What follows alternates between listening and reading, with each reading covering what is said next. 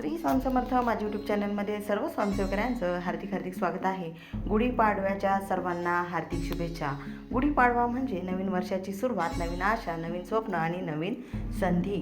पण तुम्हाला माहीत आहे का, या दिवशी केलेले काही खास उपाय तुमच्या आयुष्यात धन, यश, प्रगती आकर्षित करू शकतात। आणि विशेष म्हणजे जर तुम्हाला पैसा, नोकरी आणि यश मिळवायचं आहे तर तुम्हाला हे जे मी सांगितलेले 2 उपाय आहेत ते तुम्हाला करायचे आहेत। जो योग्य पद्धतीने केला तर तुमच्या जीवनात सकारात्मक बदल घडवू शकतात। त्यासाठी आपल्याला लागणार आहे मनी मॅग्नेट जार। आपण सर्वप्रथम गुढीपाडवा हा नवीन वर्ष आहे आणि या दिवशी गुढी उभारून आपण विजय, आनंद आणि समृद्धीचं स्वागत करतो। म्हणूनच या दिवशी केलेले उपाय खूप शक्तिशाली आणि परिणामकारक मानले जातात। आता मनी मॅग्नेट जार म्हणजे एक असा उपाय ज्यामध्ये आपण काही खास वस्तू एका जारमध्ये ठेवून धन, नोकरी, यश आणि आपल्या आयुष्यात आकर्षित करण्याचा प्रयत्न करत असतो। हा उपाय लॉ ऑफ अट्रॅक्शनवर आधारित आहे। जसा विचार कराल तसंच तुम्हाला मिळेल असा हा उपाय आहे। यासाठी लागणारा साहित्य आहे 1 काचेचा जार, काही नाणी किंवा नोटा, तांदूळ, दालचिनी, तमालपत्र, हळद, कुंकू, एक छोटा कागद किंवा पेन। आता करण्याची पद्धत काय? गुढीपाडव्याच्या दिवशी सकाळी स्नान करून स्वच्छ कपडे घाला, देवासमोर जार ठेवा आणि पूजा करा। हा जार तुम्ही सायंकाळच्या वेळेला जरी ठेवला तरी देखील चालतो।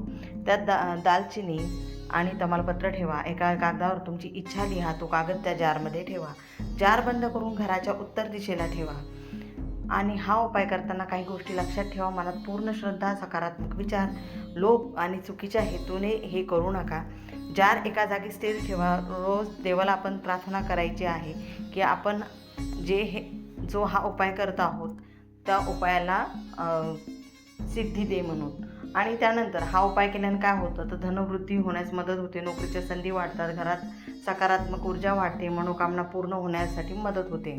आता यातल्या वस्तू काय आहेत तर काचेचा छोटा जार, काही नाणी किंवा नोटा, तांदूळ हा शुभतेसाठी असतो, दालचिनी धन आकर्षणासाठी असते, तमालपत्र इच्छापूर्ततेसाठी असते, आणि हळद आणि कुंकू आणि एक छोटा कागद आणि पेन। तर त्याच्यावर इच्छा लिहायची आणि आपल्याला त्यामध्ये ठेवायची आहे।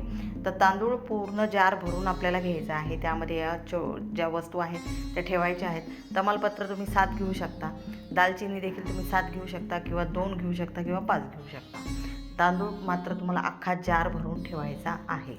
त्यानंतर त्यामध्ये तुम्हाला कॉईन ठेवायचे आहेत, ते 50, 51 होतील असे कॉईन ठेवू शकता किंवा मग 100, 200 किंवा 500ची नोट देखील तुम्हाला त्यामध्ये ठेवायची आहे। त्यानंतर दालचिनी देखील तुम्हाला ठेवायची आहे, हळद कुंकू अर्पण करायचं आहे। आणि त्यानंतर तो जार आपल्या हातामध्ये घेऊन आपल्याला श्री स्वामी समर्थ महाराजांचा मंत्र 108 वेळा म्हणायचा, गायत्री मंत्र देखील म्हणायचा आहे आणि महालक्ष्मी मंत्र देखील आपल्याला म्हणायचा आहे। हा जार तुम्ही तुमच्या स्वयंपाकघरात देखील ठेवू शकता। तो स्वयंपाकघरात ठेवत असताना उत्तर दिशेला आपल्याला तो ठेवायचा आहे। देवघरात देखील ठेवू शकता किंवा तुम्ही ज्या ठिकाणी पैसे ठेवतात त्या ठिकाणी देखील तुम्ही ठेवू शकता। आणि हा उपाय तुम्ही पौर्णिमेच्या दिवशी देखील, जे म्हणतो ना आपण बॅटरी जशी चार्ज करतो त्याप्रमाणे आपण पौर्णिमेच्या दिवशी देखील हीच सेवा परत करायची आहे किंवा शुक्रवारी देखील तुम्ही करू शकता। तुमच्या घरात आर्थिक अडचणी येणार नाहीत, तुमच्या घरात भरभराट, सुख, शांती ही होणार आहे। त्यानंतर आणखी एक उपाय सांगते।